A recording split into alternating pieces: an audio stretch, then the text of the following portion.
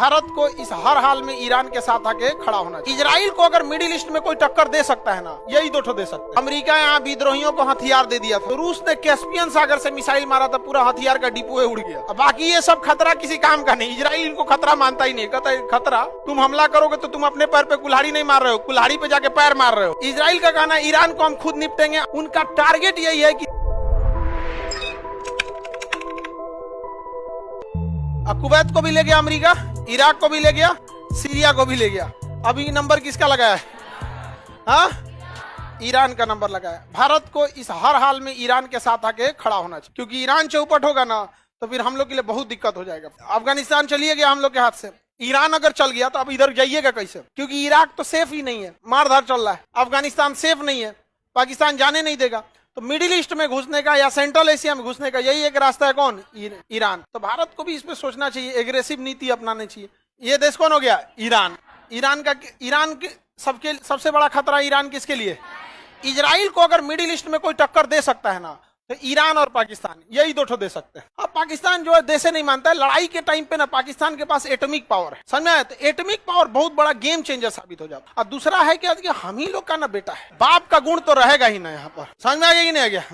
अलग बात है कि हम लोग से नहीं लड़े, लेकिन है तो भारते माँ का न संतान। तो भारत माँ हमेशा शेर जन्म दी, तो कुछ ना कुछ तो असर पड़ता है। और दूसरा, इसके पास असर पड़े ना पड़े परमाणु बम, तो थोड़ा सा वो गेम चेंजर साबित हो जाता है कि अगर वो गिरेगा तबाही करेगा। और इसके पास मिसाइल भी है उस टाइप तक पहुंचाने के लिए वहां, तो बर्बाद हो जाएगा पाकिस्तान। देखिए, इजराइल के लिए दो खतरा है, अब बाकी ये सब खतरा किसी काम का नहीं। इजराइल इनको खतरा मानता ही नहीं, कहता है खतरा तुम हमला करोगे तो तुम अपने पैर पे कुल्हाड़ी नहीं मार रहे हो, कुल्हाड़ी पे जाके पैर मार रहे हो।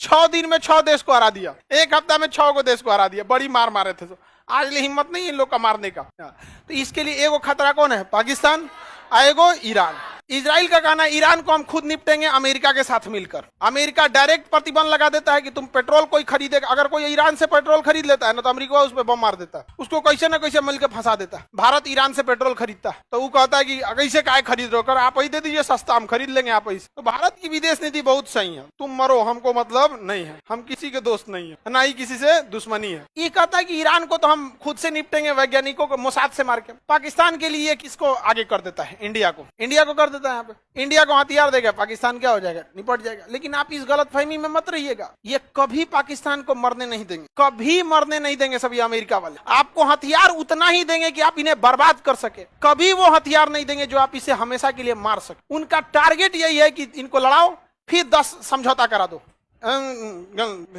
फिर आगे बढ़ो। आप 20 साल बाद फिर हथियार लोगा। एक